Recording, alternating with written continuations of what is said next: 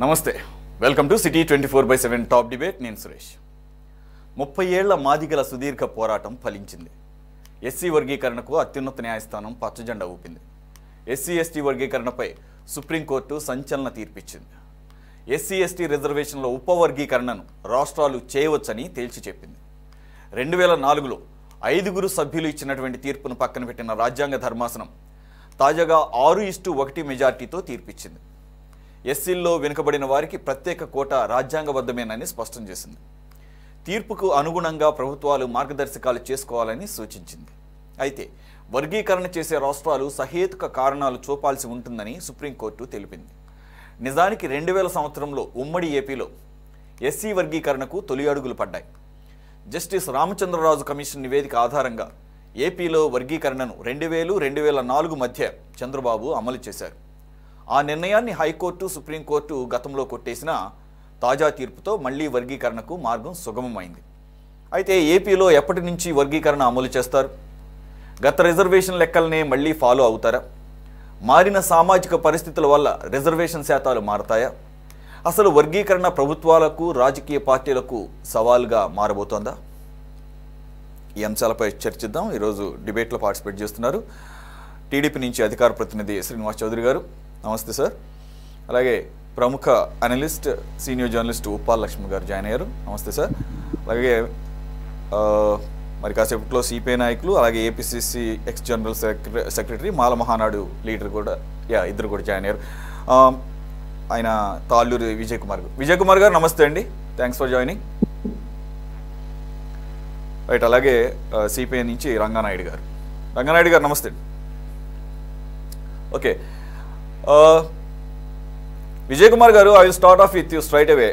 Being Mala Mahanadu leader and APCC general secretary, X general secretary, what is your first reaction?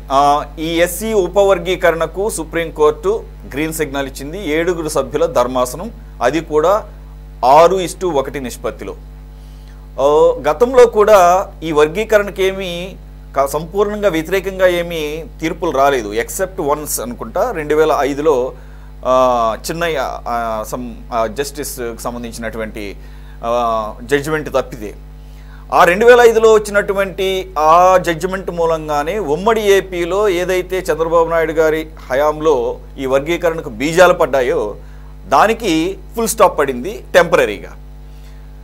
అలాగే 2000 సంవత్సరంలో కూడా 5 సభ్యుల ధర్మాసనమే, ఇది కొత్తగా ఈరోజు వచ్చిన తీర్పు కాదు, దానికి ఓకే చేస్తూ 2000లోనే అప్పుడు సుప్రీంకోర్టు ధర్మాసనం కూడా గ్రీన్ సిగ్నల్ ఇచ్చింది, వర్గీకరణ చేసుకోవచ్చని.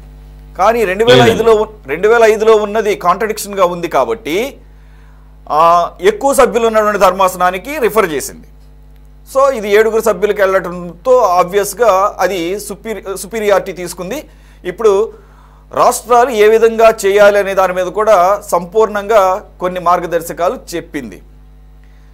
అలాగే రాష్ట్ర ప్రభుత్వాలు గనక ఇష్టానుసారంగా రాజకీయ ప్రయోజనాలతో గనక చేస్తే, ఈ ఉపవర్గీకరణలో ఎవరికైనా అన్యాయం జరిగింది అని భావిస్తే కోర్టులు సమీక్షించవచ్చు అనే దాన్ని కూడా ఇక్కడ మనం గమనించాలి.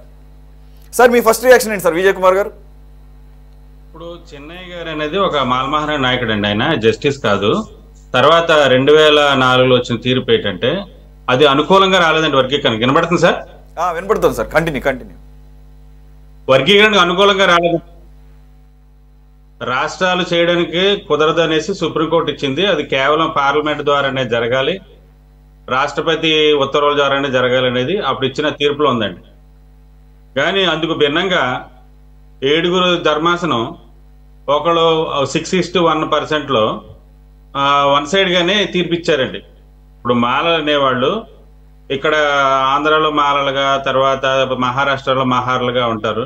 అలాగే ఇక్కడ మాదిగలు మన మహారాష్ట్రలో చెమర్లుగా ఇలా ఉంటారండి. ప్రతి చోట కూడా గ్రూప్ ఆఫ్ షెడ్యూల్ క్యాస్ట్స్ అండి. ఇవన్నీ కూడా గ్రూప్ ఆఫ్, మీకు యాజ్ పర్ కాన్స్టిట్యూషన్ 1 షెడ్యూల్ ప్రకారం 1108 కులాలండి, ఎస్సీ ఉపకులాలన్నీ.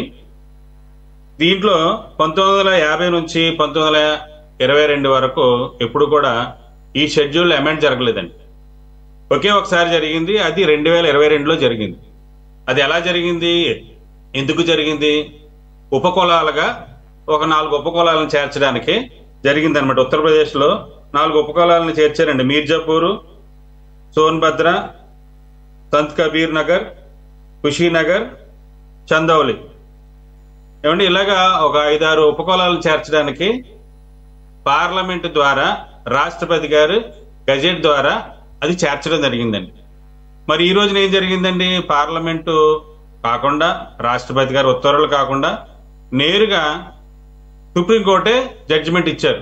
అది జడ్జిమెంట్ ఇచ్చారా లేకపోతే వాళ్ళ అభిప్రాయం అనేది ఈ మాటలు ఈ యొక్క జడ్జిమెంట్లో అర్థమవుతుంది. అంటే నేను యాజ్ ఏ మాలమహనాడు లీడర్గా చెప్తున్నాను. నేను అంటే పార్టీ పరం కాదు, పార్టీ ఇంకా నిర్ణయం ప్రకటించలేదు కాబట్టి నేను చెప్పొచ్చేది ఏంటంటే దీంట్లో రాజకీయపరమైన ఇదే కనబడుతుందండి. ఎందుకంటే మందాకృష్ణ గారు కంటిన్యూస్గా ఉద్యమాలు చేయడం, తర్వాత ఐక్యత ఉద్యమాలు చేయడం, తర్వాత మీకు ఇవన్నీ కూడా ఎస్సీలు ఆకట్టుకున్నాయి, ముందుకు కూడా వెళ్ళాయి. ఆయన అప్రిషియేట్ చేయలేదు, ఎందుకంటే కంటిన్యూస్గా ఈ ఉద్యమాన్ని నడిపించారు. ఆయన ఒక లక్ష్యంకి వెళ్ళారు. కానీ మాలమహాన నాయకులు అలా వెళ్ళలేకపోయారు. ఈ రాజకీయ కుట్రలను గ్రహించుకోలేకపోయారు. రెండు ఏంటంటే ఈ విషయంలో మీకు ఫిబ్రవరి 8వ తారీఖున తీర్పు రిజర్వ్ అయిందండి. అంటే ఎలక్షన్ ముందు. అప్పటి నుంచి ఇప్పటికి 6 నెలలు రిజర్వ్లోనే ఉండిపోయింది. ఎందుకు అంత టైం తీసుకున్నారనేది అది కాలమే నిర్ణయిస్తుంది. అయితే చెన్నయ్య గారి కేసులో అయితే 5 న్యాయమూర్తులు వెలువచ్చిన ధర్మాసనం ఇచ్చిన తీర్పుని ఈ రోజున 7 జడ్జిలు ఉన్న ధర్మాసనం అనేది అది కొట్టేసి ఇవ్వడం అనేది అది కొద్దిగా ఆలోచించవలసిన విషయమే. ఇప్పుడు ఆంధ్రాలో అప్పుడు వర్గీకరణ అనేది అంటే అసలు గ్రూపే 10 రిజర్వేషన్ అనేది 10 సంవత్సరాలు పెట్టారండి అంబేద్కర్ గారు. ఉన్న రిజర్వేషన్లో ఎంత అమలు చేశారు, ఎంత లబ్ధి పొందారు, దాని మీద ఎప్పుడైనా ఒక ఎనాలిసిస్ నడిచిందా? ఇప్పుడు ఎటు చూసినా ఇప్పుడు మాకు తెలంగాణలో మాదిగలు ఎక్కువ అండి, ఆంధ్రాలో మాలలు ఎక్కువ. అవును, ఇది ఎప్పుడు వచ్చింది? మన రాష్ట్ర విభజన ముందు వచ్చిన సమస్య ఇది. ఇప్పుడు ఎటు చూసినా సరే ఇటువైపు మాలలు, అటువైపు మాదిగలు నష్టపోయే ఆస్కారం ఉంది. ఎందుకంటే అక్కడ తెలంగాణలో ఇప్పుడు మీకు వెంటనే రేవంత్ రెడ్డి గారు రెస్పాండ్ అయ్యి నిన్న ఎందుకు ఇచ్చేసారైనా అక్కడ మాదిగలు ఎక్కువ కాబట్టి అక్కడ వ్యతిరేకించే వాళ్ళు ఎక్కువ ఉంటారు. ఎందుకంటే అక్కడ మాలలకు ప్రయోజనం జరిగే ఆస్కారం ఉంది. ఇక్కడ ఈ డివిజన్ వల్ల ఏమవుతుందంటే కొద్ది మాలలకి కొద్దిగా ఇబ్బంది పడే సూచనలు కనబడుతున్నాయి. కాబట్టి దీని మీద ప్రభుత్వం ఆలోచించి, అలాగే కోర్టు కూడా హలో సార్ వినపడుతుంది సార్, కంటిన్యూ. కోర్టు కూడా ఇచ్చిన దాంట్లో ఏంటంటే ఒకటి అప్రిషియేట్ చేయాలని విషయం ఏంటంటే దీన్ని పునఃసమీక్షిస్తాం, ఇష్టానుసారంగా స్టేట్ వెళితే అన్నట్టుగా అన్నారు. అది హర్షించదగ్గ విషయమే. తర్వాత ఇంకోటి ఏంటంటే పాతది మట్టుకు ఎట్టి పరిస్థితుల్లో పాత వర్గీకరణ తీసుకుంటే మట్టుకు ఇది చాలా ఉద్యమాలకి దారి తీసే ఆస్కారం ఉంటుందండి. పాత దాంట్లో అయితే ఏబిసిడీలుగా 4 కేటగిరీలు చేశారు. మాలనైతే రెండుగా విభజించారు.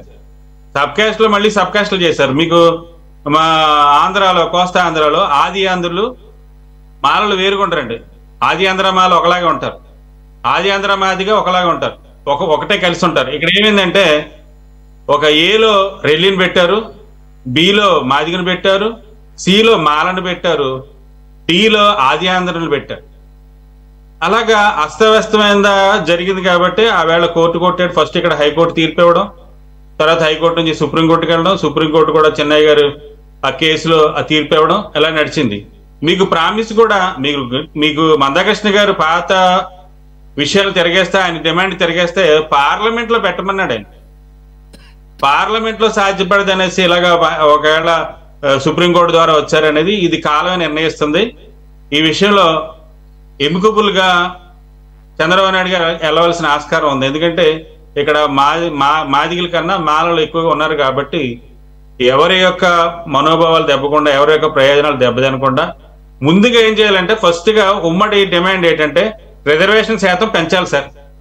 రిజర్వేషన్ శాతం పెంచాలి, నోటిఫికేషన్లు తీయాలి, అలాగే కార్పొరేషన్లు నిధునివ్వాలి. ఇప్పుడు లాస్ట్ టైం ఉన్న గవర్నమెంట్ లో కార్పొరేషన్ నిధులు లేవు. ఇప్పుడు ఉన్న దాంట్లోనే కొట్టుకునేటట్టు చేసి మా మధ్య గొడవలు పెట్టి ఎంతకాలం రాజకీయ పాపం గడుపుకుంటారనేది అది రాజకీయ నాయకులు ఆలోచించుకోవాలి. నేను ఒకటే డిమాండ్ చేస్తున్నాను, మీరు ఏదైనా చేయాలంటే రిజర్వేషన్ శాతం జనాభా దామాష పద్ధతిలో పెంచండి. పెంచి అప్పుడు మీరు ఒక సమస్యకు పరిష్కారం కనుగొనండి. రైట్. శ్రీనివాస్ చౌదరి గారు, టీడీపీ ముందు అంకురార్పణ చేసింది ఉమ్మడి రాష్ట్రంలోనే అన్నది వాస్తవం చంద్రబాబు నాయుడు గారి హయాంలో 2000 సంవత్సరంలో. కానీ అప్పుడు పరిస్థితులు వేరు, అప్పుడు ఉమ్మడి రాష్ట్రం. ఇప్పుడు రాష్ట్రం విడిపోయింది. విజయ్ కుమార్ గారు చెప్పినా, ఎవరు ఏ మేధావులుగా చెప్పినా కానీ ఇది అందరికీ తెలిసిన విషయం. ఏపీలో మాలలు ఎక్కువ ఉంటారు, తెలంగాణలో మాదిగలు ఎక్కువ ఉంటారు. మరి ఈ సందర్భంలో మీకేమన్నా ఇది ఒక ఇబ్బందికరమైన పరిస్థితి తీసుకొచ్చే అవకాశం ఎంత ఉన్నది? Of course you are committed to this thing, ఇది ఏదైతే డివైడ్ చేయాలనేది చేశారు కూడా గతంలో. మళ్ళీ ఒక 20 సంవత్సరాలు పట్టింది కోర్టుల ద్వారా ఈ అంగీకారం తెచ్చుకోవడానికి. ఏమన్నా రాజకీయ పరంగా ఏమన్నా మార్పులు చేస్తారా? అంటే ఇప్పుడు విజయ్ కుమార్ గారు కూడా చెప్పారు చాలా జాగ్రత్తగా చేసుకోవాల్సిన అవసరం ఉంది, ఇంతకు ముందులా కాకుండా. అంటే అప్పటికి అవి సూటబుల్ ఏమో, నేను అనేది ఇప్పుడున్న పరిస్థితులకి.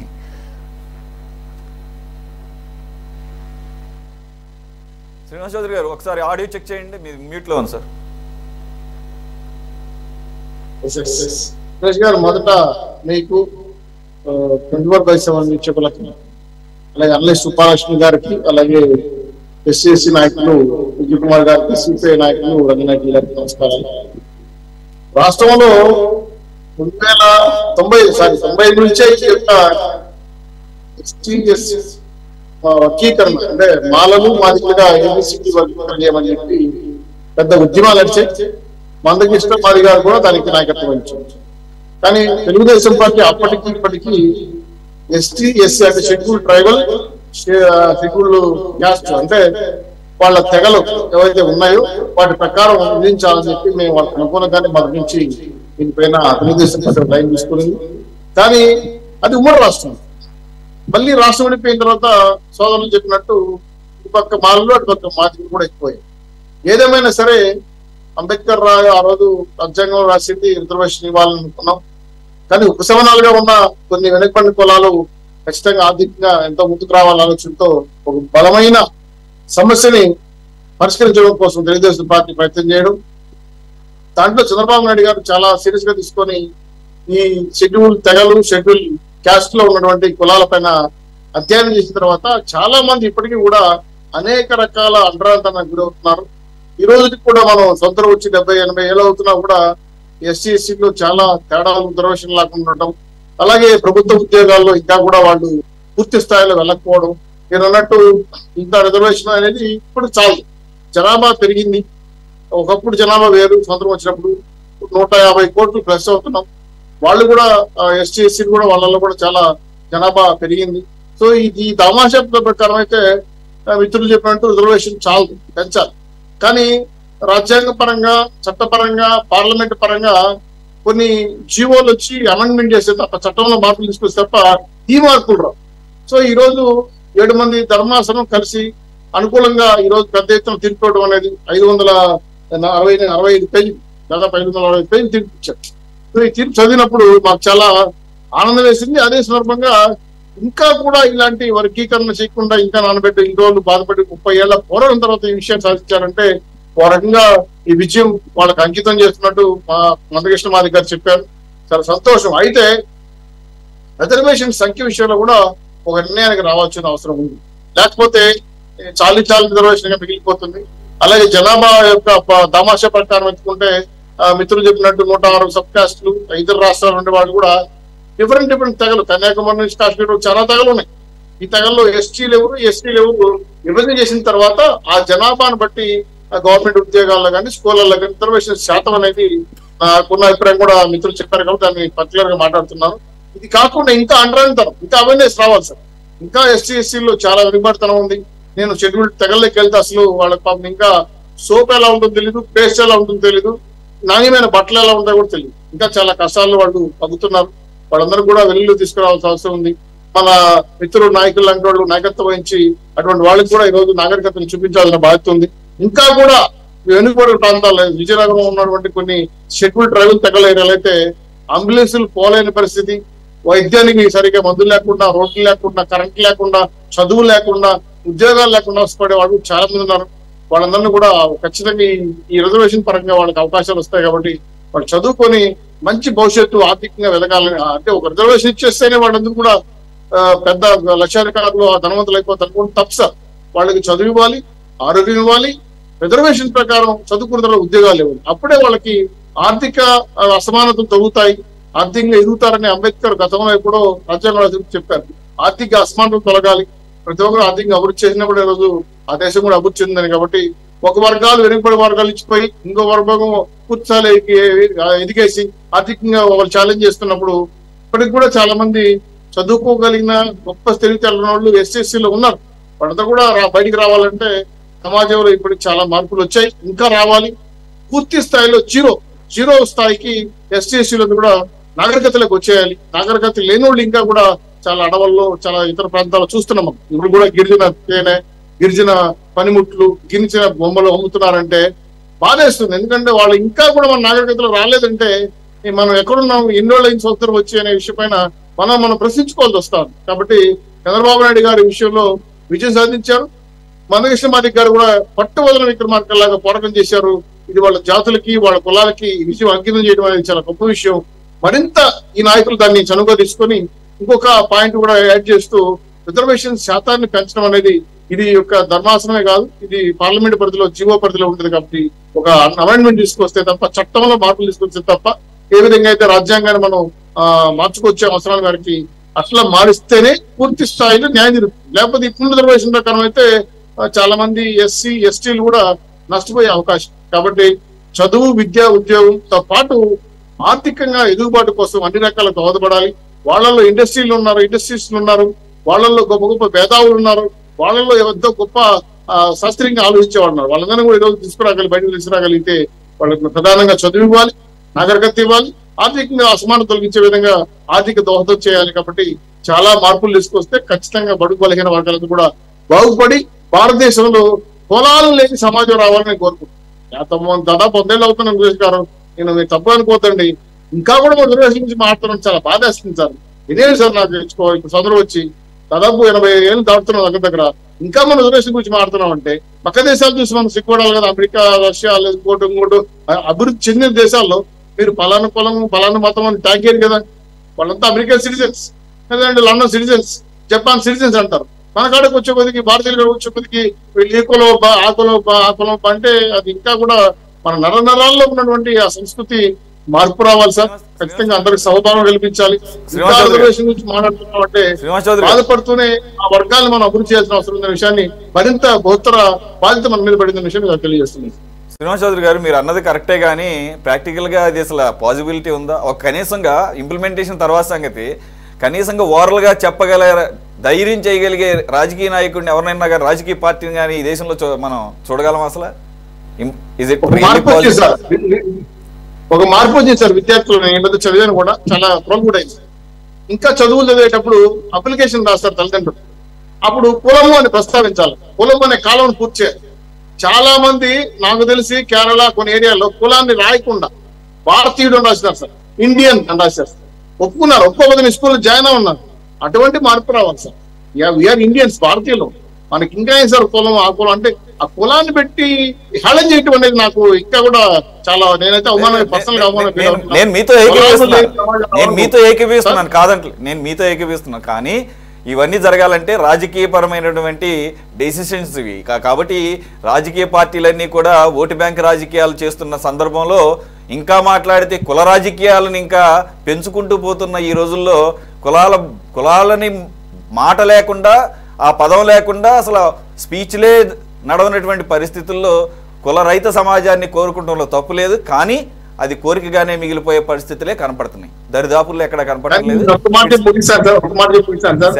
భారతదేశ రాజకీయ వ్యవస్థలో కులాలు వేళ్ళూనుకోనుంది.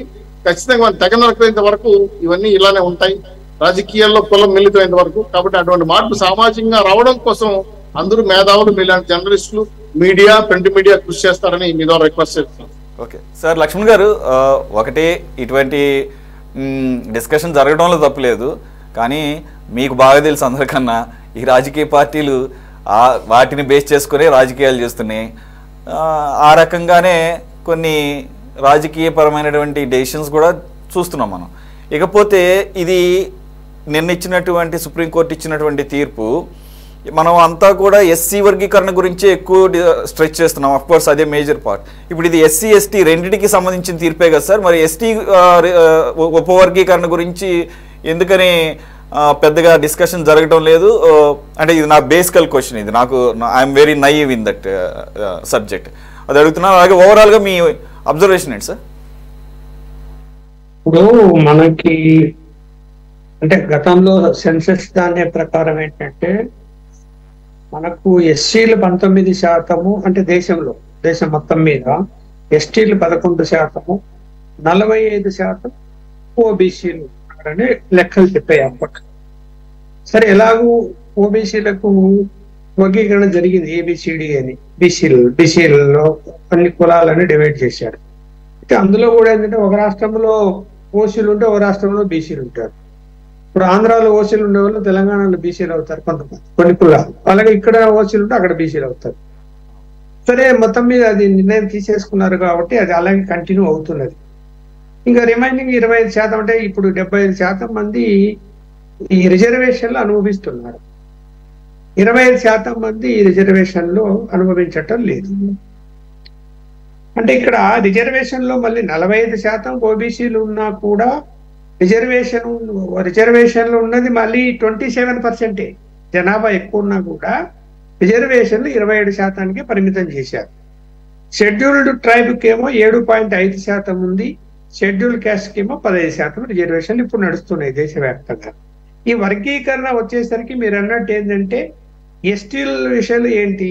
ఇప్పుడు ఎస్సీలలో 36 ఉపకులాలే ఉన్నాయి. మన మిత్రుడు కరెక్ట్ గా చెప్పగలుగుతాడు. నాకున్న అంచనా మేరకు 36 ఉపకులాలేమో ఉన్నాయి. ఇప్పుడు వాటిని వర్గీకరించాలి. అలాగే ఎస్టీలో కూడా అవి కూడా 26, 28 ఉన్నట్టు సమాచారం ఉంది. ఎస్టీల్లో కూడా అవి కూడా వర్గీకరణ చేస్తారు. చేసినప్పుడు ఇప్పుడు ఏదైతే ఈ యొక్క ఓబీసీలలో ఒక రాష్ట్రంలో ఒక ఓసీలు, ఒక రాష్ట్రంలో బీసీలు ఉన్నట్టు ఇక్కడ వీళ్ళల్లో కూడా మరి అట్లాంటిది ఏమైనా వస్తే దాన్ని ఎలా సరి చేస్తారు? అధికారాలేమో సుప్రీంకోర్టు ఇవాళ రాష్ట్రాలకు అప్పగించింది. అంటే ఓవరాల్ గా ఎన్డీఏ అంతా ఒక పాలసీ కాకుండా ఎందుకు అలా అప్పగించిందంటే గతంలో ఓబీసీల విషయంలో కూడా రాష్ట్రాలే చేసేవి. అందువల్ల ఇప్పుడు కూడా రాష్ట్రాలు చేయగలిగితే ఆ రాష్ట్రంలోని యొక్క ఈ ఎస్సీ ఎస్టీలు ఉన్నటువంటి ఉపకులాలని ఆల్రెడీ రికార్డులో ఎక్కి ఉన్నాయి కాబట్టి దాన్ని బేస్ చేసుకొని వాటిని వర్గీకరణ అంటే మళ్ళీ అందులో జనాభాను బట్టో మరి దేన్ని ఇప్పుడు రేపున రాష్ట్ర ప్రభుత్వం ఏ నిర్ణయం తీసుకుంటుందో చూడాలి. ఇప్పుడు ఇందాక మన మిత్రుడు అన్నట్టు తెలంగాణలో ఒక వర్గం ఎక్కువ ఉంటే ఆంధ్రాలో ఇంకొక వర్గం ఎక్కువ ఉన్నట్టు అలా దాన్ని మరి ఎలా సర్దుబాటు చేస్తారు, ఏ విధంగా చేస్తారు అన్నది రాష్ట్ర ప్రభుత్వాలు తీసుకునే నిర్ణయాల మీద మళ్ళీ ఏమన్నా అసంతృప్తో ఉద్యమాల్లో వచ్చే అవకాశాలు కూడా ఉంటాయి. జాగ్రత్తగా తీసుకోవాలి. ఇప్పుడు గతంలో చంద్రబాబు నాయుడు నిర్ణయం తీసుకున్నాడు. అది అప్పుడు రాజ్యాంగ పరంగా కానీ లేకపోతే సుప్రీంకోర్టు ద్వారా నిర్ణయం జరగలేదు కాబట్టి రాష్ట్రమే నిర్ణయం తీసుకున్నందువలన అది హైకోర్టు స్టే చేసింది. అలా సుప్రీంకోర్టు పోతే సుప్రీంకోర్టు కూడా స్టే చేసింది, ఏం అనుమతి ఇవ్వలేదు. దానివల్ల ఆగిపోయి ఉన్నాయి. ఆగిపోయి అది చేయలేకపోయాడు. ఇప్పుడు సరే ఇతర ఇంకా వేరే 2-3 రాష్ట్రాల్లో కూడా అలాగే ఆగిపోయినాయి. వాళ్ళు కూడా చేస్తే కోర్టులు అక్కడ కూడా ఒప్పుకోలేదు. సో ఇప్పుడు ఓవరాల్ గా ఏంటంటే మన ఎన్నికల ముందు ప్రధానమంత్రి గారు ఈ మందకృష్ణ మాదిగ వెళ్ళి అడిగినప్పుడు ఆయన ఖచ్చితంగా వర్గీకరణ చేస్తాం, దానికి కమిటీ వేస్తామన్నాడు. గెలిచిన తర్వాత దానికి ఒక కమిటీ వేసి ఆ నివేదిక కూడా ఆయన అడిగి ఉన్నాడు. అంటే పార్లమెంట్ లో బిల్లు ప్రవేశపెట్టి ఏదైనా చేయాలని అనుకున్నారేమో కేంద్ర ప్రభుత్వం. కానీ ఈలోగా పెండింగ్ లో ఉన్నటువంటి కేసు తీర్పు ఇప్పుడు వచ్చేసింది. అంటే కేంద్ర ప్రభుత్వం యొక్క ఇన్ఫ్లుయెన్స్ కొంత పనిచేసిందని నేను అనుకుంటున్నాను. అందులోనూ ఎలక్షన్ ఇక్కడ ఒకటి సార్, ఇది ఒక కీలకమైన అంశం. ప్రధానమంత్రి హోదాలో ఆయన అదే మందకృష్ణ మాదిగ సమక్షంలో సంపూర్ణ మద్దతు ప్రకటించడం రాజకీయపరమైనటువంటి కారణం అవునో కాదో తెలియదు, కానీ అంత ఓపెన్గా ఆయన దీనికి ఖచ్చితంగా ఫర్గానే వస్తుంది, తీర్పు ఏ రకంగా వస్తుందో అనే దాని మీద ఏదో కొంత అవగాహన ఉండొచ్చు అంటారా అప్పటికే? Any sources behind it? అంటే అవగాహన లేకపోయినా కూడా కోర్టులో కేసు పెండింగ్ ఉంది. మరి మనం కేంద్ర ప్రభుత్వం ఇప్పుడు సుప్రీంకోర్టులో ఆర్గ్యుమెంట్ అంటే ఎవరు చేస్తారు? కేంద్ర ప్రభుత్వం యొక్క న్యాయ వ్యవస్థ వెళ్ళి అది అక్కడ ఆర్గ్యుమెంట్ చేస్తుంది. చేసినప్పుడు కొంత వీళ్ళ అభ్యంతరం చెప్పకపోతే అక్కడ జడ్జిమెంట్ వచ్చే అవకాశం ఉంటుందని అని భావించి ఉండొచ్చు. కొంత ఇన్ఫ్లుయెన్స్ కూడా చేసి ఉంటారేమో నేను అనుకుంటున్నాను. ఎందుకంటే ఇప్పుడు ఇది ఎన్ని చెప్పినా కూడా ఈ వర్గీకరణల విషయము రాజకీయమే అవుతుంది. రాజకీయాలు లేకుండా ఎవరు ఏమి చెయ్యరు. ఇప్పుడు దేశవ్యాప్తంగా మాదిగ దండోరాకు సంబంధించిన వాళ్ళు ఎక్కువ శాతం మంది ఉన్నారు అనేటువంటి ఇది ఒక సమస్య ఉంది. ఉన్నప్పుడు ఒక రాష్ట్రంలో ఇతర ఉపకులాలు ఎక్కువ ఉన్నంత మాత్రాన ఓవరాల్ గా వాళ్ళ శాతం ఎక్కువ ఉన్నప్పుడు వాళ్ళ ఓటు బ్యాంక్ ని తమ వైపు తిప్పుకోవాలనే ప్రయత్నం కాంగ్రెస్ అయినా చేస్తుంది, బీజేపీ అయినా చేస్తుంది, ఏ పార్టీలైనా చేస్తుంది. చంద్రబాబు నాయుడు ఎందుకు పెట్టాడు అప్పుడు మరి? ఆయన ఒక్క నిమిషం సార్, ఒకటి ఇక్కడ ట్రెడిషనల్ గా సంప్రదాయబద్ధంగా చూస్తే బీజేపీకి దళిత ఓటు బ్యాంక్ అనేది పెద్దగా ఉండే అవకాశం లేదు. అయినా కూడా ఆకర్షించడానికి ఒక ప్రయత్నం జరిగిందా అనుకోవచ్చా రాజకీయ పరంగా? ఖచ్చితంగా. ఇప్పుడు మొదటి నుంచి కూడా ఇండిపెండెన్స్ వచ్చినప్పటి నుంచి కూడా మైనార్టీలు, ఎస్సీ ఎస్టీలు కాంగ్రెస్ పార్టీ వైపే ఉన్నారు. ఇప్పుడు కూడా నిన్న జరిగినటువంటి పార్లమెంట్ ఎన్నికల్లో కూడా వాళ్ళకి ఓట్లు సీట్లు తగ్గిపోవడానికి కారణం ఏంటంటే అభిప్రాయం మార్చుకున్నారు. అంటే వీళ్ళు ఏం చేస్తారో ఏం చేయరో అనేటువంటి ఉద్దేశంతో కాంగ్రెస్ పార్టీకి దాని అనుబంధ పార్టీలకు ఓట్లు డైవర్ట్ అయిపోయాయి. వీళ్ళు అంత ప్రయత్నం చేసినా కూడా డైవర్ట్ అయిపోయాయి. అంత జనానికి నచ్చజెప్పే ప్రయత్నాలు చేసినా కూడా వినలేదు. ఇప్పుడు అలా ఉన్నప్పుడు సరే ఇప్పుడు రాబోయే ఎన్నికల్లో ఏం రాజకీయం జరుగుతుంది, వీళ్ళు ఫేవర్ గా ఉంటారా ఉండరా అనేది మళ్ళీ ఓటింగ్ జరిగినప్పుడు మనము చూడవచ్చు. అప్పుడు దీని ప్రభావం ఉంటుందా ఉండదా అని. కానీ ఇప్పుడు రాష్ట్రాల పరిధి లేకొచ్చింది కదా. కేంద్రం ఇన్ఫ్లుయెన్స్ కంటే ఇప్పుడు రాష్ట్రాల ఇన్ఫ్లుయెన్స్ ఎక్కువ. వీళ్ళు నిర్ణయించాలి. ఇప్పుడు 36 ఉపకులాలు ఎస్సీల్లో ఉన్నాయి. ఏబిసిడి లాంటి ఎఫ్ఓ ఒక 5, 6 కేటగిరీలు తీసుకుంటారు అనుకున్నాము. ఇప్పుడు ఏ కేటగిరీలో ఉండే కులాలకు మొదటి ప్రాధాన్యత వస్తుంది దేంట్లోనైనా కూడా.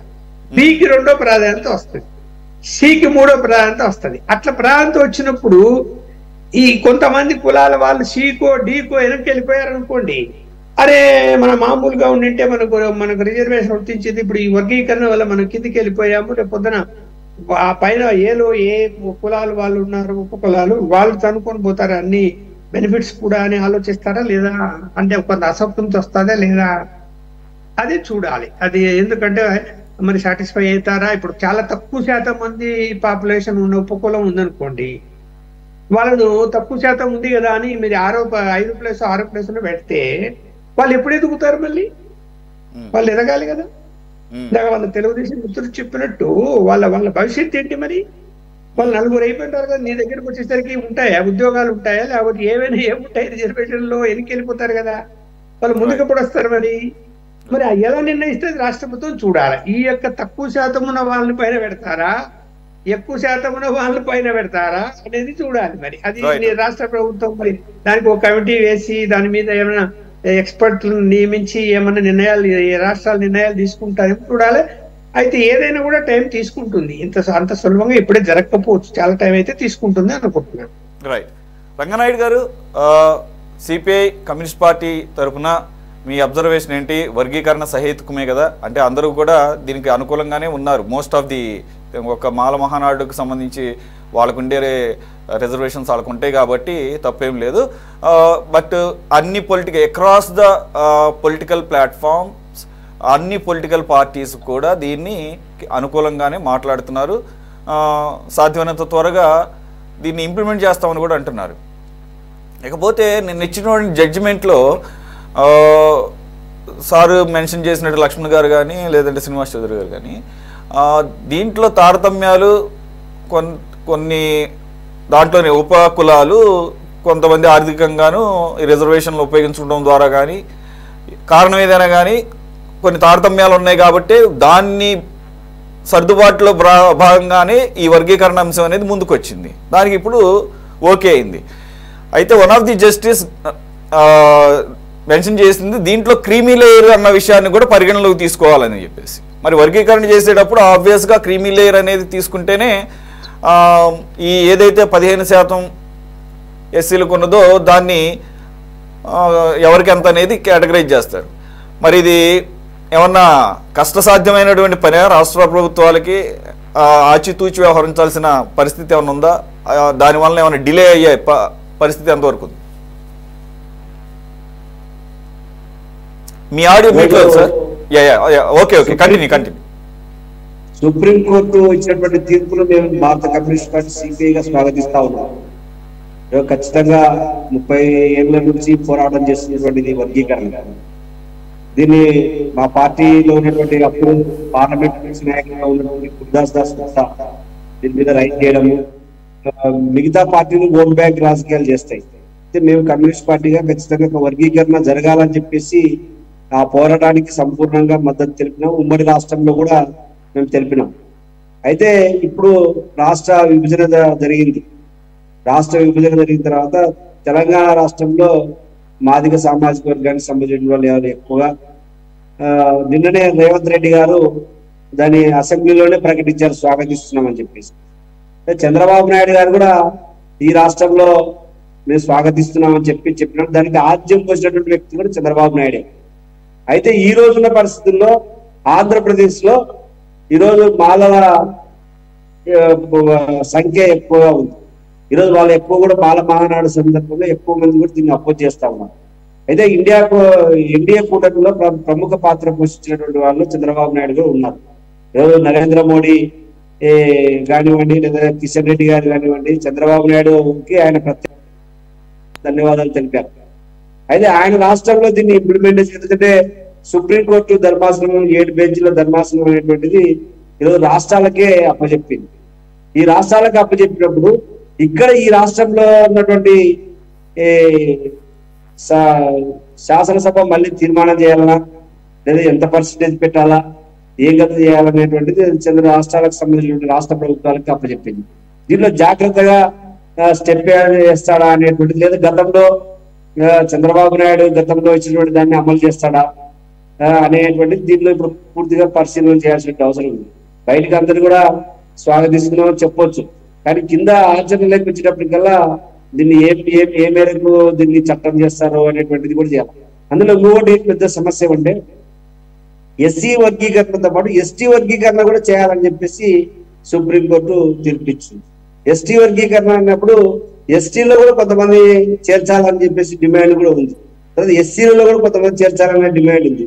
ఇది మళ్ళీ ఈ రాష్ట్రంలో మళ్ళీ ఒక రాజకీయ ప్రకంపనలు సృష్టించడానికి కూడా ఒక అవకాశం ఉందని చెప్పేసి మేము భావిస్తా ఉన్నాం ఈరోజు. ఎందుకంటే ఎవరు కూడా ఈరోజు చంద్రబాబు నాయుడు 164 సీట్లు వచ్చిందంటే ఈరోజు కాపు సామాజిక వర్గం రిజర్వేషన్ జనసేన పార్టీ అయినప్పటికీ వాళ్ళు ఒక వైపునే ఉన్నారు. లేదంటే ఎస్సీ బీసీలలో కూడా చాలా మంది వర్గీకరణ, ఎస్సీ కురువ మాదాసి కురువ వాళ్ళు ఎస్సీలో కలపాలని, లేదంటే రాయలసీమ జిల్లాలో బలంగా ఉన్నటువంటి వాల్మీకులు ఎస్టీలో కలపాలని, ఇవన్నీ కూడా ఒక పెద్ద చర్చకి దారితీస్తుంది ఇది.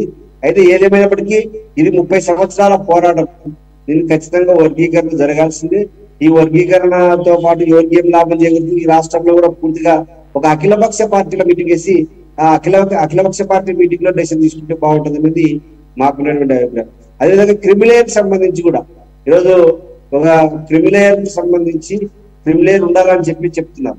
క్రిమిలేయర్ కి సంబంధించిన దాంట్లో ఒక జస్టిస్ మాట్లాడుతూ ఖచ్చితంగా ఉన్నత వర్గాల రిజర్వేషన్ అమలు చేసినటువంటి వాళ్ళు దీన్ని వదులుకోవాలా స్వచ్ఛందంగా అని చెప్పేసి జస్టిస్ చెప్పారు. అయితే దీన్ని ఎంతవరకు ఇంప్లిమెంటేషన్ చేస్తారు, ఎవరు దానికి ఒక ప్రాతిపదిక ఏం తీసుకుంటుంది గవర్నమెంట్ అనేటువంటిది ఖచ్చితంగా ఒక సిస్టమ్ పెడితే బాగుంటుంది అనేటువంటిది మా అభిప్రాయం. ఏదైతే మంచిది. ఇది మందకృష్ణ మాదే గారు కేవలం ఆయన నరేంద్ర మోడీని, కిషన్ రెడ్డిని, చంద్రబాబు నాయుడిని పోవడం, దీనికోసం పోరాటం చేసినటువంటి వాళ్ళు మేము కూడా ఉన్నాం. ఇది ఖచ్చితంగా ఒక్కటే మాట మీదనే ఉన్నాం, కట్టుబడి ఉన్నాం. ఈరోజు ఈ కమ్యూనిస్ట్ పార్టీగా మహాసభల్లో తీర్మానం చేసుకొని దాని మీదనే ఉన్నాం. దీంట్లో పార్లమెంట్ సభ్యులు గతంలో సురవరం సుధాకర్ రెడ్డి గారు ఆయన కూడా పార్లమెంట్ లో ఈ అంశాన్ని కూడా లేవనెత్తారు. గురుదాస్ దాస్ గుప్తా, ఏబి బర్ధన్, మా జాతీయ కార్యదర్శిగా ఉన్నటువంటి ఏబి బర్ధన్ గారు కూడా అనేక సార్లు రాష్ట్రపతులకి ఇందరు కూడా రిప్రజెంట్ చేశారు. ఇందులో మేము కూడా ఖచ్చితంగా వర్గీకరణ జరగాలని భావించాం. ఆ వర్గీకరణ మంచిదే అని చెప్పి మేము హర్షణ వ్యక్తం చేస్తాం. ఓకే, విజయ్ కుమార్ గారు, మీరు కూడా ఇందాక మాట్లాడుతున్నప్పుడు దాంతోపాటుగా ఉన్న రిజర్వేషన్స్ని సమీక్షించాలి, పెంచాలి అని అంటున్నారు. మరి ఆల్రెడీ దీని మీద ఒక క్యాప్ ఉంది. రిజర్వేషన్స్ ఏమైనా కానీ 50% దాటకూడదని చెప్పేసి ఒక క్యాప్ ఉంది. మరి అప్పుడు అది సాధ్యమేనా పెంచితే? రెండోది గత ప్రభుత్వ హయాంలో రాష్ట్రం ఏపీలో కనుక చూసుకుంటే విభజిత ఆంధ్రప్రదేశ్లో ఏదైతే కాపులు ఎప్పటి నుంచో అడుగుతున్నటువంటి ఆ రిజర్వేషన్స్కి సంబంధించి ఒక 5% ఏదైతే గవర్నమెంట్ కేటాయించి 10% ఎక్స్ట్రాగా, అంటే ఉన్నత వర్గాల్లో ఆర్థికంగా వెనకబడిన వాళ్ళలో ఒక 5% కాపులు కేటాయించిన పరిస్థితి చూసాము. కానీ 2019-24 మధ్యలో జగన్మోహన్ రెడ్డి గారి ప్రభుత్వం దాన్ని ఎటు ముందు తీసుకువెళ్ళలేదు. మరి ఏదైతే క్యాప్ ఉందో, అఫ్కోర్స్ దానికి దీనికి సంబంధం లేదు, నేనేమంటున్నా అంటే నాకు కొంత ఇన్ఫర్మేషన్ నాకు తెలియదు కాబట్టి మిమ్మల్ని అడుగుతున్నాను.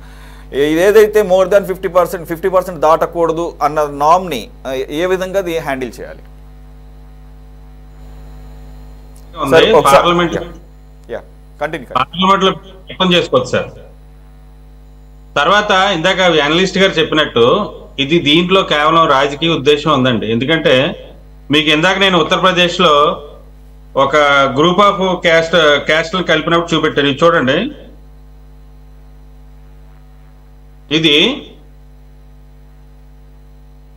రాష్ట్రపతి గారు ఇచ్చిన గెజెట్ సార్. ఇది సరిగ్గా కనబడతలేదు, లేదు విజిబుల్ లేదు. మీరు చెప్పండి, పర్లేదు సార్, మీరు చూసి చెప్పండి. దాంట్లో గెజెట్ సార్, ఇది గెజెట్ ఎప్పుడు ఇచ్చారు? 2022లో ఇచ్చారండి. అమెండ్ అంటే just 1 year back, 2 years back.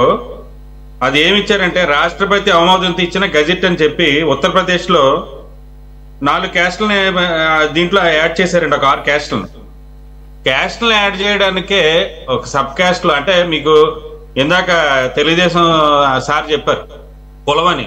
కులం కాదండి, ఎస్సీ అనేది కులం కాదు, ఇది ఒక సమూహం. అవును, షెడ్యూల్ ట్రైబ్స్. మీకు కాన్స్టిట్యూషన్ లో ఫస్ట్ షెడ్యూల్ ఉంటుంది. మాకు 12 కాన్స్టిట్యూషన్ లో 12 షెడ్యూల్స్ ఉంటే 12 షెడ్యూల్ ఫస్ట్ షెడ్యూల్ ఎస్సీ ఎస్టీలకు ఉంటుందండి. అంటే గ్రూప్ ఆఫ్ క్యాస్ట్లు అండి. అవును, ఇవి కులం కాదు. అంబేద్కర్ కూడా ఏం చెప్పాడంటే కులం మీద మీరు ఒక కులం మీద సమాజాన్ని నిర్మించలేరు అన్నాడు. ఆయన ఎప్పుడు కూడా కులం పోరాడలేదు. కింద అట్టడుగు వర్గాల వారు పైకి రావాలనే ఉద్దేశంతో ఆయన కూడా అప్పుడు రాజ్యాంగంలో పెట్టింది 10 సంవత్సరాలు పెట్టారు. 10 సంవత్సరాల్లో వచ్చిన ప్రభుత్వాలు ఇంప్లిమెంట్ చేసి ఈ ప్రజలు పైకి తీసుకొస్తాయి అనుకున్నారు. కానీ ఇప్పటికి 8 సార్లు దీన్ని అమెండ్ చేస్తానే ఉన్నారు, పెంచుతానే ఉన్నారు. అమెండ్ కాదు, పెంచుతానే ఉన్నారు. ఈ ఫస్ట్ షెడ్యూల్ ఒకే ఒకసారి, అది 2022లో మోడీ గారి గవర్నమెంట్ వచ్చాక ఉత్తరప్రదేశ్ లో ఒక 5-6 క్యాస్ట్లను కలపడానికి అమెండ్ చేశారండి. ఆ తర్వాత అమెండ్ చేయలేదు. నేను అనేది ఏంటంటే ఇది పార్లమెంట్ లో తీసుకొచ్చి అక్కడ డిస్కషన్ పెట్టి చట్టం చేస్తే అది వేరు. హలో సార్, కంటిన్యూ వినపడుతుంది సార్. ఇప్పుడు ఇది సుప్రీంకోర్టు ద్వారా దొడ్డిదారిన ఇది తీసుకొచ్చారు కాబట్టి తీసుకొచ్చారు అనేది మాలలందరూ కూడా ఒక బాధాకరమైన సంఘటన ఉంది. ఎందుకంటే మాలలకి వృత్తి అనేది ఉండదు సార్, మాదిగలకు వృత్తి అనేది ఉంటుంది. రెండు కూడా సమాజం తెలివేయబడినవే, సమాజంలో అట్టడుగు వర్గాలే, సమాజంలో అంటరాంతనం ఉన్నాయే. ఇప్పుడు 4 జడ్జిలు ఇచ్చారు తీర్పు, ఏది క్రిమిలేయర్ అమలు చేయమని. క్రిమిలేయర్ అమలు చేయండి, మళ్ళీ ఒక సమూహంలో ఇంకో సబ్ సమూహం ఏంటి? ఒక ఇంట్లో 4 కుటుంబాలు పెట్టినట్టు, వేరు కాపురాలు పెట్టినట్టు ఎందుకు అలా కాకుండా మీరు ఒక మేధావర్గంగా, ఒక ఆలోచన పరంగా ఒక డిస్కషన్ చేయండి, ఒక పార్లమెంట్ లో చేయండి, లేకపోతే ఒక అసెంబ్లీలో చేయండి. అసెంబ్లీకి లేదు, అసలు ఎట్టి పరిస్థితుల్లో అసెంబ్లీకి హక్కు ఉండదు సార్. యాజ్ పర్ కాన్స్టిట్యూషన్ ప్రకారం రాష్ట్రపతి గారు ఆమోదించాలి. పార్లమెంట్ పంపిన రిఫార్మ్స్ ని రాష్ట్రపతి గారు ఆమోదించి రాష్ట్రపతి గారు బయటికి ఇస్తేనే అది ఒక యాక్ట్ గా వస్తుంది. అంతేగాని సుప్రీంకోర్టు జడ్జిమెంట్ ద్వారా ఇది జరగడం అనేది చాలా ఇంపాసిబుల్ అవుతుంది. దీని విషయంలోనే రేపు రాజమండ్రిలో మాజీ ఎంపీ హర్ష కుమార్ గారు రాష్ట్ర స్థాయి సదస్సు పెట్టారు. దాంట్లో మాల మహానాడు నాయకులందరూ రాష్ట్ర వ్యాప్తంగా పాల్గొని ఒక నిర్ణయం తీసుకుంటారు. ఆ నిర్ణయం ప్రకారం ముందుకెళ్తాం. తర్వాత ఇంకోటి ఏంటంటే మీకు దీనిపై మాల మహానాడు నాయకులు కూడా సుప్రీంకోర్టుకి వెళ్ళి ఇంకో బెంచ్ చేయమని కోరడానికి ఆస్కారం ఉంది. యాజ్ పర్ నేను ఒక అడ్వకేట్ ఏం చెప్తానంటే లిమిటేషన్ యాక్ట్ ప్రకారం 3 నెలల టైం ఉంది కాబట్టి 3 నెలలు మేము ఎప్పుడైనా కోర్టుకి వెళ్తాం. అప్పుడు దాకా ప్రభుత్వం ఆలోచించి ఈ విషయంలో ముందుకెళ్లాలని, ఎట్టి పరిస్థితుల్లో ఇప్పుడు మందాకృష్ణ గారు 30 సంవత్సరాలకు ఉద్యమం చేస్తున్నారండి, అది అప్రిషియేటబుల్. కానీ ఒక సాహిత్యకమైన డిమాండ్ ఉండాలి కదా. ఎన్ని జరగడం లేదు మన మన దేశంలో ఎన్ని డిమాండ్లు జరగడం లేదు. వేరే రాష్ట్రాలు ఇవ్వాలని, వేరే దేశం ఇవ్వాలని పంజాబ్ లో ఖాళీస్థానాలు చేస్తున్నారు, అది ఇచ్చేస్తున్నారా అంటే అది కాదు ఉద్యమం, కాదు ఉద్యమం అనేది కాదు. అది సాహిత్యంగా ఉండాలి, అది సమాజానికి ఉపయోగపడాలి, అది ప్రజలకు ఉపయోగపడాలి. కేవలం కాంగ్రెస్ పార్టీని దృష్టిలో పెట్టుకునే కాంగ్రెస్ పార్టీకి ఓటు బ్యాంక్ ఉంటారు ఎస్సీ ఎస్టీలు మైనార్టీలు అన్న ఉద్దేశంతో ఇది రాజకీయ పరంగా చేసింది తప్పితే ఇది సాహిత్యం నిలబడదు. ఎలాగైతే చెన్నై గారు దాంట్లో తీర్పు వచ్చిందో అదే మళ్ళీ పునరావృతం అయి తీర్పు వస్తుంది, అది మాకు ఆశాభావం ఉంది. ఎలా పాసిబిలిటీ ఉంది విజయ్ కుమార్ గారు, మిమ్మల్ని అడుగుతాను మళ్ళీ నేను. ఇది 7 సభ్యుల ధర్మాసనం, ఇంకా ఎక్కువ సభ్యులు ఉన్న ధర్మాసనానికి రిఫర్ చేసే అవకాశాలు ఉంటాయా నాకు తెలియదు, నిజంగా తెలియక అడుగుతున్నాను. చెన్నై గారి తీర్పులో 5 జడ్జీలు కదా ఇచ్చారు, 5 ధర్మాసనం కదా అది కూడా. అవును సార్, అవును. అది ధర్మాసనం అన్నాడు, దాని మీద మళ్ళీ 7 ధర్మాసనం ఇచ్చిన 10 మంది ఎందుకు వేయకూడదు? రైట్. అది మోడీ గారి యొక్క హామీ ఏంటండి, పార్లమెంట్ లో పెడతాం, పార్లమెంట్ లో చట్టం చేస్తా ఉన్నారు. అంటే ఇక్కడ ఎన్డీఏకి మెజారిటీ లేదు కాబట్టి ఇండియా అలయన్స్ దీన్ని క్వశ్చన్ చేస్తారు కాబట్టి దీని మీద డిస్కషన్ వస్తుంది కాబట్టి ఇది ఇండియా కూటమి కాంగ్రెస్ అలయన్స్ ఇండియా కూటమికి వెళ్ళిపోతుందేమని ఇది దొడ్డిదారం చేసింది అనేది మాకు అనిపిస్తుంది తప్పితే దీని విషయంలో అది కేవలం రాజకీయబద్ధంగానే రాజకీయ పరంగానే జరిగిందండి. ఇది ఒక విధంగా చెప్పాలంటే రాజ్యాంగ వ్యతిరేకంగానే జరిగింది. రాజ్యాంగాన్ని అమలు చేయాల్సిన సుప్రీంకోర్టు రాజ్యాంగానికి వ్యతిరేకంగా ఎలాగెళ్తారండి? ఇది చాలా ఆశ్చర్యంగా ఉంది. ఈ తీర్పు మీకు నాకున్న నాలెడ్జ్ ప్రకారం ఎక్కడెక్కడైతే రాజ్యాంగపరమైన అంశాలు ఉంటాయో వాటన్నిటికీ కూడా ఎక్స్ప్లెనేషన్ ఇస్తూ ఇప్పుడు మేము ఆల్రెడీ అక్కడ టాప్స్ కింద వేస్తున్నాము. ఆర్టికల్ 14 సమానత్వ హక్కుకు భంగం కాదు అన్నది అక్కడ క్లారిటీ ఇచ్చారు. అలాగే ఆర్టికల్ 341/2 అనేది ఉల్లంఘన కూడా కాదనేది కూడా అక్కడ మెన్షన్ చేయడం జరిగింది. దానికి సహేతుకమైన కారణాలు కూడా ఇవ్వడం జరిగింది. మనం అంత తేలిగ్గా సుప్రీంకోర్టు అందులోనూ సిజేఐ నేతృత్వం వహిస్తున్నటువంటి ధర్మాసనం, chief justice of India Chandrachud. కాబట్టి రైట్, నేనేం కాదంటలే, మీ అభిప్రాయం మీరు చెప్పొచ్చు. ఇంకొక అంశం సార్, విజయ్ కుమార్ గారు మీరు ఇప్పుడు కాసేపటి క్రితం మాట్లాడుతూ క్రీమీ లేయర్ ఉందని చెప్పేసి క్రీమీ లేయర్ని అమలుపరచాలని మీరే అంటున్నారు. అంటే ఖచ్చితంగా అసమానతలు ఉన్నాయి అనేది ఒప్పుకోవాల్సిందే. అంటే కొన్ని కులాలు కాబట్టి అలాగే సార్, అలాగే అంటే అసమానతలు ఉన్నప్పుడు ఆ కేటగిరీలోనే ఇంకా డౌన్ ట్రాడెన్ వర్గాలకి ఆ ఫలాలు అందే కార్యక్రమంలో వర్గీకరణ చేయడంలో తప్పేం లేదు కదా. అంటే మీరు అన్నదాన్ని నేను చేస్తాను, క్రీమీ లేయర్ ఉన్నప్పుడు మరి ఆ ఫలాలు కింద వారికి అందాలి కదా, అది వర్గీకరణ ద్వారానే సాధ్యం కదా. క్రీమీ లేయర్ మాలవాళ్ళకి ఒకటే కాదు కదండి, మాదిగలు లేరా? మాదిగలు ఐఏఎస్ లేరా, ఐఏపీఎస్ లేరా, ఎమ్మెల్యేస్ లేరా, ఎంపీలు లేరా, పెద్ద పెద్ద గెజిటెడ్ ఆఫీసర్ లేరా? అందరికీ వర్తిస్తుంది అది. ఓన్లీ మాలని అనుకోకండి మీరు, ఓన్లీ మాల కాదు, అందరికి ఎస్సీలో ఉన్న అందరికి. అంబేద్కర్ గారు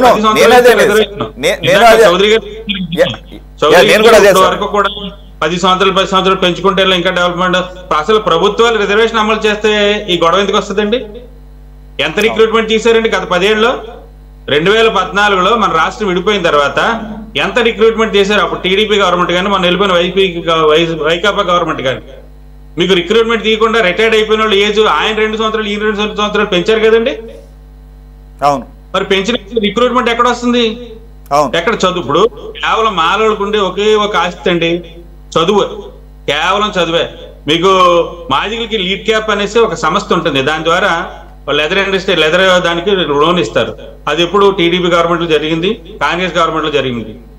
వైభా గవర్నమెంట్ వచ్చాక ఉన్న ఎస్సీ కార్పొరేషన్ 3 భాగాలుగా చేసి పడేశారు. మాలా మాదిగా రెల్లు అని ₹1 ఇవ్వలేదు. 10 సంవత్సరాలు మాతో పాటు మాదిగలు కూడా లాస్ అయిపోయాయి. ఉద్యోగాలు లేవు, ఉపాధి లేదు, ఏమంటే కూలికి వెళ్దామంటే కూలి లేదు. ఇటువంటి పరిస్థితుల్లో తాటికాయ మీద ఏదో మూలిగా నక్క మీద తాటికాయ పడ్డట్టు ఇప్పుడు మళ్ళా ఉద్యమాలు రావాల్సిన అవసరం ఉందా? ఇప్పుడు ఎంత డెవలప్ అవుతున్నా ఈ కంట్రీలో, ఎంత డెవలప్ అవుతున్నా ఈ యొక్క మన రాష్ట్రంలో ఇంకా డెవలప్మెంట్ వరకు వెళ్ళవలసిన పద్ధతిలో ఉద్యమాలు వైపు దారి తీసే విధంగా విధానాలు ఉండకూడదు, తీర్పులు ఉండకూడదు. ఇప్పుడు ప్రయోజనాలు దెబ్బతింటే ఎవరు కూడా ఊరుకోరు కదండి, ఉద్యమిస్తారు. ఇప్పుడు దానికి ఆలోచన పరంగా చెప్పాలి. ఇప్పుడు దీనికి ఆద్యుడు చంద్రబాబు నాయుడు గారే అది ఎప్పుడు ఉమ్మడి రాష్ట్రంలో ఉండగా చేశారు. ఇప్పుడు మరి ఇక్కడ అక్కడ వెంటనే రేవంత్ రెడ్డి గారు చేయగలిగారంటే అక్కడ వాళ్ళకి అవసరం కాబట్టి. ఇక్కడ మీకు రెండు డిమాండ్లు ఉండేయండి ఉమ్మడి రాష్ట్రంలో. ఒకటి తెలంగాణ, రెండు వర్గీకరణ. అవును. రెండిట్లో ఏమైందంటే తెలంగాణ విడిపోయింది. తెలంగాణ విడిపోయిన తర్వాత రెండో డిమాండ్ వర్గీకరణ. వర్గీకరణ అనేది ఆయన కూడా మందకృష్ణ గారు తెలంగాణ వాదిగా, తెలంగాణ వాడిగా ఆయన అక్కడ చేసింది అక్కడ పనిచేస్తుంది, ఇక్కడ పనిచేయదు. ఎందుకంటానంటే ఇక్కడ మాలల శాతం అధికం కాబట్టి మీరు ఈ విషయంలో మీకు చాలా చాకచక్యంగా సుప్రీంకోర్టు బెంచ్ తీర్పిచ్చిందండి. రాష్ట్రాల మీదకి నెట్టేశారు. ఇది పార్లమెంట్ చేయాల్సింది, రాష్ట్రాల మీదకి ఎలా నెట్టేస్తారండి? రాష్ట్రాల్లో 12 రాష్ట్రాలు వ్యతిరేకంగా ఇచ్చాయి. మీరు అభిప్రాయం అడిగితే సుప్రీంకోర్టు 12 రాష్ట్రాలు వ్యతిరేకంగా ఇచ్చాయి. దీంట్లో దేశంలో ఉన్న పెద్ద పెద్ద నాయకులు మాయావతి గాని, ఆజాద్ గాని, రామ్ విలాస్ పాస్వాన్ వాళ్ళ అబ్బాయి గాని, ఇలాగా చాలా మంది దీన్ని వ్యతిరేకించారు వర్గీకరణ వద్ద. ఎందుకంటే చమార్లో మీకు నార్త్ లో చమార్లు ఎక్కువ, వాళ్ళకి ప్రాబ్లం. అందుకని విజయ్ కుమార్ గారు అదే కాంగ్రెస్ పార్టీని మీరు రిప్రజెంట్ చేస్తున్నారు కాబట్టి, ఏదైతే రాహుల్ గాంధీ గారు ఈ ఆఖరికి 2 days బ్యాక్ అది పెద్ద గొడవ కూడా అయింది, ఆయన అన్నదాన్ని వేరే రకంగా తీసుకొని ఆయన అవమానించడం కూడా జరిగింది. కుల జనగణన జరగాలనే దానికి ఇప్పుడు ఈ రోజు వచ్చినటువంటి తీర్పు దానికి అనుకూలంగానే ఉందని చెప్పేసి వెంటనే కాంగ్రెస్ పార్టీ స్పందించింది. మేము ఎందుకని కుల జనగణన ఇంపార్టెంట్ అంటున్నామో ఇప్పుడు తేటతెల్లం అవుతుంది. ఎందుకంటే మీరు కూడా అన్నారు ఎన్ని రిక్రూట్మెంట్స్ జరిగినాయి, అసలు ఎన్ని నోటిఫికేషన్లు వచ్చినాయి, అలాగే ఎవరెవరు ఈ ఉద్యోగాల కల్పనలో ఎంతవరకు ఈ రిజర్వేషన్లు లబ్ధి పొందారు, ఇవన్నీ తెలియాలంటే ఏ డిపార్ట్మెంట్లో ఎవరెవరు ఏ కేటగిరీస్ వాళ్ళు ఎంతమంది ఉన్నారో లెక్క తెలియాలి. అందుకనే చాలా బాగా మాట్లాడారు రాహుల్ గాంధీ గారు. ఒక రకంగా చెప్పాలంటే ఆయన ఏదైతే బడ్జెట్ ప్రవేశపెడుతున్న సందర్భంలో హల్వా కార్యక్రమం ఉంటుందో ఆ హల్వా కార్యక్రమం సంబంధించిన ఫోటో సెషన్లో ఆ ఫోటోలో ఫైనాన్స్ డిపార్ట్మెంట్కి సంబంధించి ఎంతమంది 80% పైగా రిప్రజెంట్ చేస్తున్నటువంటి ఈ కంట్రీకి సంబంధించిన వాళ్ళు ఉద్యోగస్తులు ఎంతమంది అక్కడ కనపడుతున్నారు, ఎవరు కనపడటం లేదు, అసలు ఎంతమంది ఉన్నారో ఇక్కడ ముందు ఆ డిపార్ట్మెంట్లోనే తేరాలి. అందు గురించే మేము కుల జనగణన అనేది మేము అడుగుతున్నాము. ఈ పార్లమెంటు సెషన్ అయిపోయే లోపల అంటే ఓవరాల్ పీరియడ్ అయిపోయే లోపల మేము దాన్ని పాస్ చేస్తాము అని చెప్పేసి ఆయన అంటే దాన్ని డైవర్ట్ చేస్తూ, సరే అనురాగ్ ఠాకూర్ వాళ్ళంతా నీకు జాతి లేదు కులం లేదు అలాంటి కుల జనగణన అడుగుతున్నా అనే ఒక అసంబద్ధమైన అన్పార్లమెంటరీ లాంగ్వేజ్ వాడటం అది ఇప్పుడు రికార్డ్స్ నుంచి కూడా తీసేశారు. But unfortunately prime minister of India ఆయన అద్భుతంగా మాట్లాడాడని చెప్పేసి రికార్డుల నుంచి తీసేసినట్టును కూడా ఆయన ట్వీట్ చేశాడు. ఇప్పుడు ఆయన మీద సభా హక్కుల ఉల్లంఘన నోటీసులు ఇచ్చారు. సరే, దట్స్ ఏ డిఫరెంట్ స్టోరీ. నేనేమంటున్నానంటే ఏదైతే సుప్రీంకోర్టు ఈరోజు ఇచ్చినటువంటి తీర్పు ఏదైతే వీటిల్లో అమలు పరిచే సమయంలో సహేతుకంగా కనుక ఉండకపోతే న్యాయ సమీక్ష చేస్తామని అన్నప్పుడు సహేతుకం అంటే అర్థం ఏంటి? ఏదన్నా ఒక వర్గం కనుక డిప్రైవ్ అయితే ఒకవేళ రాష్ట్ర ప్రభుత్వం తీసుకునేటువంటి నిర్ణయం ద్వారా మళ్ళా ఆ ఏవైనా వర్గాలు అన్యాయానికి గురైతే సమీక్ష చేస్తామన్న సందర్భంలో దీనికి సొల్యూషన్ రాహుల్ గాంధీ గాని కాంగ్రెస్ పార్టీ ఏదైతే అంటుందో కుల జనగణన ఒక్కటే మార్గం అనేది ఇప్పుడు వెలుగులోకి వచ్చింది. ఇది ఇప్పుడు దేశవ్యాప్తంగా కూడా ఎంతవరకు రాష్ట్రాల ముందుకు తీసుకెళ్లే అవకాశం ఉంది? దాని గురించి ఒక 1 minute దాని గురించి చెప్పండి, మనం మిగిలిన గెస్టుల దగ్గరికి వెళ్దాం. ఇప్పుడు కులగణన అడుగుతున్నారనే ఇది మీకు పార్లమెంట్కి వెళ్లకుండా ఎలా తీసుకొచ్చారండి? దీన్ని సుప్రీంకోర్టు ద్వారా తీసుకొచ్చారు. కులగణన అనేది జరిగితే అన్ని వర్గాలకి, దేశంలో ఉన్న 80% వర్గాలకి న్యాయం జరుగుతుంది అనేది రాహుల్ గాంధీ కాంగ్రెస్ యొక్క లక్ష్యం. అలాగా ఈ బిల్లు అక్కడ పెడితే, ఈ వర్గీకరణ బిల్లు అక్కడ పెడితే ఇది వస్తుందని చెప్పి ఇటువైపు వచ్చిందండి. దాన్ని బట్టి ఈ కుట్రను అర్థం చేసుకోవాలి, బీజేపీ యొక్క కుట్రను మనం అర్థం చేసుకోవాలి. ఎట్టి పరిస్థితుల్లో రాహుల్ గాంధీ గారి డిమాండ్ ఏంటంటే క్యాస్ట్ సెన్సస్ జరగాలి, ప్రతి ఒక్కరికి న్యాయం జరగాలని ఆలోచన. మేము కూడా ఏమంటున్నాంటే సార్, మేము దీంట్లో ఒకళ్ళిద్దరిని చూసి ఒకళ్ళిద్దరు డెవలప్ అయిన వాళ్ళు చూసి మీరు ఒక నిర్ణయం తీసుకోకండి, దీని మీద ఒక సర్వే చేయండి, ఒక అనాలిసిస్ చేయండి. మీరు ఏం ఊతమిస్తారు? మాకు వృత్తి లేదు, వృత్తి లేని వాళ్ళకి మీరు ఏం భరోసా ఇవ్వగలరు? ఎంతమంది డెవలప్ అయ్యారు? ఇప్పుడు మాదిగలు పూర్తిగా డెవలప్ అయ్యారు మేము అంటలేదు, మేము పూర్తిగా డెవలప్ అయ్యామని మేము కూడా ఒప్పుకోం. ఎందుకంటే అందరూ కూడా సమానత్వంగా అంబేద్కర్ గారు ఇచ్చిన ఆ రాజ్యాంగ ఫలాలను అనుభవించాలనేదే లక్ష్యం. అయితే ఈ విషయంలో ప్రభుత్వాలు సాహిత్యకంగా నడవాలనేది ఆలోచన. ఇప్పుడు చంద్రబాబు నాయుడు గారు ఎందుకు స్పీడ్గా వెళ్ళలేకపోతున్నారు? ఆయన అంత స్పీడ్గా ఆ రోజుల్లో ఉమ్మడి రాష్ట్రంలో ఉన్న రోజుల్లో ఆయన గబగబా చేసి ట్యాంక్ బండి మీద గుర్రాలతో తొక్కిచ్చి మాలల్ని చచ్చిపోయడానికి కారణమైన ఇద్దరు చనిపోయారండి ఆ రోజున. టీవీ ఎవరో రాష్ట్రంలో ఎవరో రాకపోతే టీవీ రావు గారు అని అప్పుడు ఆయన భుజస్కంధాల మీద వేసుకుని ఆయనకి ప్రెస్ సెక్రటరీగా ఉండేవారు. ఆయనే భుజస్కంధాలు వేసుకుని నడిచారు. తర్వాత ఇలా రాజమండ్రి లక్ష కుమార్ గారు, వైజాగ్ లో కేబీఆర్ అంబేద్కర్, ఇలాగ ఎవరు మట్టుకాలు స్వచ్ఛందంగా ముందుకెళ్లారు. అందరూ కేసులు కట్టించుకున్నారు, జైల్లోకి వెళ్ళిన వాళ్ళు జైల్లోకి వెళ్ళారు. ఇవన్నీ జరిగిపోయిన తర్వాత ఇటువంటి వచ్చినప్పుడు ఏం చేయాలి? సిచ్యువేషన్ వచ్చినప్పుడు ఏం చేయాలి? ఒక మేధావి వర్గాన్ని కూర్చోబెట్టి, అరే బాబు ఇది జరుగుతుంది, ఇది అన్యాయం జరుగుతుంది. ఉద్యమాలు అందరం చేస్తామండి. ఉద్యమాలు చేస్తే ప్రభుత్వాలు ఎంతవరకు స్పందిస్తే ఇంకో వర్గానికి ఇబ్బందికి లేకుండా ఉండేటప్పటికి స్పందిస్తాయి. అంతేగాని ఒక వర్గాన్ని లాస్ చేసి ఇంకో వర్గానికి ఏం చేయాలని ఏ ప్రభుత్వం కూడా ప్రజాస్వామ్య ప్రభుత్వం అనుకోదు. నేను ఇప్పుడు కూడా చంద్రబాబు నాయుడు గారు అలాగే వెళ్తారని నేను అనుకోవడం లేదు. ఎందుకంటే ఆయన రాష్ట్రం డెవలప్ అవ్వాలని కోరుకుంటున్నప్పుడు రాష్ట్రంలో ఉద్యమాలు జరగాలని కోరుకోరు. కాబట్టి ఈ విషయం ప్రభుత్వం ఒక సహేతుకంగా కంగారు పడి వెళ్ళిపోకుండా అసలు మాలల డిమాండ్ ఏంటి, మాలలు ఎందుకు ఈ విషయంలో డిఫర్ అవుతున్నారు, వాళ్ళది ఏంటి అనేది ఒక తెలుసుకుంటే ఆయన ఒక రెండు వర్గాలకు కూడా కావలసిన వాడు అవుతారు. లేకపోతే ముందు క్లిష్ట పరిస్థితులు రాష్ట్రంలో నెలకొండ. ఎందుకంటే రేపు నిర్ణయం ఉందండి. రేపు 3వ తారీఖున ఆగస్టు 3వ తారీఖున రాయమండ్రిలో జీవి హర్ష కుమార్ గారు ఒక రాష్ట్ర మీటింగ్ పెట్టారు. దానికి నలుమూల నుంచి వస్తున్నారు. ఆ లోపలనే ఆ మీటింగ్ తర్వాత అయినా సరే చంద్రబాబు నాయుడు గారు ఒక ప్రకటన విడుదల చేసి ఎవరు అని చెప్పి చాలా బాగుంటుంది. లక్ష్మణ్ గారు నాకు వేరే ఛానల్లో టైం అయింది, sorry sir. 30 second. Okay right sir, carry on. Thank you. Okay Srinivas Chowdary గారు, ఇప్పుడు మిత్రులు విజయ్ కుమార్ గారు అన్నట్లు ఇంతకు ముందులాగా వడివడిగా ఫాస్ట్గా నిర్ణయం తీసుకునే అవకాశం ఇప్పుడు టీడీపీకి ఉండబోదేమో, కాబట్టి తొందరపడవద్దు అంటున్నారు. కానీ ఒక పక్కనేమో వర్గీకరణని త్వరగా అమలు చేయాలని చెప్పేసి నిన్ననే మనం చూసాం. మందకృష్ణ మాదిగ అఫ్కోర్స్ ఆ తెలంగాణలో ఉండొచ్చు, తెలంగాణ ఏపీ అనేది కాదు, ఆయన ఎక్కడైనా కానీ త్వరితంగా దీన్ని అమలు చేయండి అంటున్నారు. దానిలో భాగంగా నోటిఫికేషన్ ఇవ్వడానికి కూడా రెడీ అవుతున్నారు. అక్కడ తెలంగాణలో ఆల్రెడీ 8 నెలలు అయింది గవర్నమెంట్ వచ్చి, నోటిఫికేషన్ సిద్ధమవుతున్న తరుణంలో మరి రెడీ అయినటువంటి నోటిఫికేషన్ని మళ్ళీ ఈ వర్గీకరణ దృష్టిలో పెట్టుకొని ఏమన్నా దీన్ని ఒక సాకుగా చూపించి ఏమన్నా డిలే చేసే అవకాశం ఉంటుందా? అలాగే అసలు దీన్ని గతంలో మాదిరిగానే అవే నంబర్స్, అవే రిజర్వేషన్స్ అమలు చేస్తారా, లేదంటే కనుక విజయ్ కుమార్ గారు అన్నట్టు సమగ్రంగా దీని మీద ఒక సమీక్ష చేస్తారా, ఏమన్నా ఒక కమిటీని వేసి? తప్పకుండా సార్. ఇక్కడ ఏమవుతుందంటే సుప్రీంకోర్టు రాష్ట్రాలకు అప్పచెప్పిన తర్వాత రాష్ట్రాల్లో కులాల వారిగా శాస్త్రీయంగా అవగాహన తీసుకోకుండా తొందరపడి అడుగులే ఉండదండి. గతంలో కూడా చాలా మిస్టేక్లు జరిగాయి.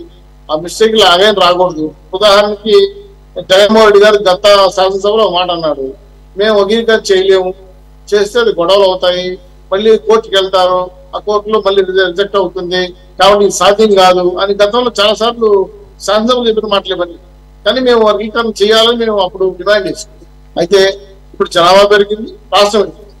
ఖచ్చితంగా మేధావులు, దళితులు, అలాగే బాధితులతో ఉన్న నాయకులు ఎవరైతే ఉన్నారో వాళ్ళతో కూర్చొని అసలు వాస్తవ పరిస్థితులకు అనుగుణంగా వాళ్ళతో కూర్చొని డిస్కస్ చేసిన తర్వాతనే నిర్ణయానికి వస్తారు. నాకు తెలిసి సుప్రీంకోర్టు ఆర్డర్ ఇచ్చింది కాబట్టి వెంటనే అమలు చేసేయండి అంటే అంత ఈజీగా అన్ని రాష్ట్రాలు చేయలేవండి. ఎందుకంటే ఇక్కడ ఓసీలు ఉన్న ఈ కమారెడ్డి సమాజ్ వర్గం కర్ణాటక వెళ్తే బీసీలు, మేము ఇక్కడ ఓసీలో కర్ణాటక వెళ్తే బీసీలు, అట్లాగా చాలా మంది ఒక్కో రాష్ట్రానికి ఒక్కో రకమైన నీతి పెట్టుకోండి. సో ఇక్కడ ఏంటంటే మనం ఎవరు ఎస్టీలు ఉన్నారు, ఎవరు బీసీలు ఉన్నారు, ఎవరు ఎస్సీలు ఉన్నారు, ఆ స్థాయిని బట్టి వాళ్ళతో కూర్చొని ఇబ్బందికరంగా లేని విషయాలు, అలాగే మీరు మిత్రులు చెప్పినట్టు నోటిఫికేషన్ ఇవ్వాలి, ఇంతవరకు వాళ్ళకి ఉద్యోగాలు రావాలి కదా, వాటిలో కూడా సగేటికి తీసుకురావాలి కదా. సో ఈ రిజర్వేషన్ ఏ పరిధిలో ఉంటే బాగుంటుంది, ఎంత శాస్త్రీయతగా ఉంటే బాగుంటుందని ఖచ్చితంగా వాళ్ళ నాయకులతో ఖచ్చితంగా జరుపుతారు. సంబంధిత శాఖ మంత్రులు కూడా డిస్కస్ చేస్తారు. అనవసరంగా దుందుడు వాదంతో ముందుకెళ్లి తపడు చేసిన అవసరం లేదు. కాబట్టి బాబు గారు చెప్పిన మాట అయితే ఖచ్చితంగా అన్ని వర్గాలకు న్యాయం జరగాలి. మాకు రాష్ట్రంలో ఆందోళన జరిగితే రాష్ట్ర అభివృద్ధికి కూడా ప్రమాదం. కాబట్టి మేము ఒకటే అడుగుతున్నాం, ఎప్పుడైతే సుప్రీంకోర్టు ఇచ్చిందో ఒక రకంగా ఒక వర్గానికి మంచి జరిగినా ఇంకో వర్గానికి నష్టం జరగకూడదు కదా. కాబట్టి వాళ్ళతో కూడా కూర్చొని ఏ రకమైన నిర్ణయం తీసుకుంటే బాగుంటుంది దానిపైన మొన్న వాళ్ళతో ఎవరైతే ఆ సంఘ నాయకులు ఉన్నారో వాళ్ళు చర్చ జరుపుతారు, వాళ్ళ సూచనలు తీసుకుంటారు. ఖచ్చితంగా ప్రభుత్వ పథకాల్లో అలాగే సార్ ఇక్కడ రిజర్వేషన్ అంటే ఒక ఉద్యోగాలు కాదు సార్ నా ఉద్దేశం. రిజర్వేషన్ మీన్స్ ఉద్యోగాలు కాదు, వాళ్ళకి రాజకీయాల్లో రిజర్వేషన్ ఇవ్వాలి, ఆర్థికంగా ఎదగడానికి రిజర్వేషన్ ఇవ్వాలి. అనేక అంశాల పైన వాళ్ళకి దోహదం చేస్తేనే వాళ్ళు ఎదుగుతారు.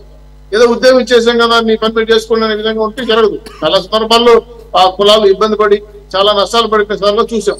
అలాగే ఒక సర్పంచో ఒక మంత్రో లేదంటే ఒక ఎమ్మెల్యేనో లేదా ఒక రాజకీయ రిజర్వేషన్ కూడా ఇస్తే వాళ్ళ వర్గాలు పైకి వస్తాయి. అప్పుడు మీరు అనుకున్న కులాలకి సమాజం రావాలని కోరుకోవడం అని నా అభిప్రాయం. అంతేగాని ఏదో రిజర్వేషన్ ఇచ్చేసాం మీరు ఉద్యోగం చేసుకోండి అంటే ప్రభుత్వ ఉద్యోగాలు రావాలి కదా. ఇప్పటికే ప్రైవేటైజేషన్ అయిపోయి చాలా కంపెనీలు చాలా సంస్థలు ప్రైవేటైజేషన్ చేసేసాయి, టెలికాం, పోస్టల్, రైల్వేస్ అన్ని కూడా.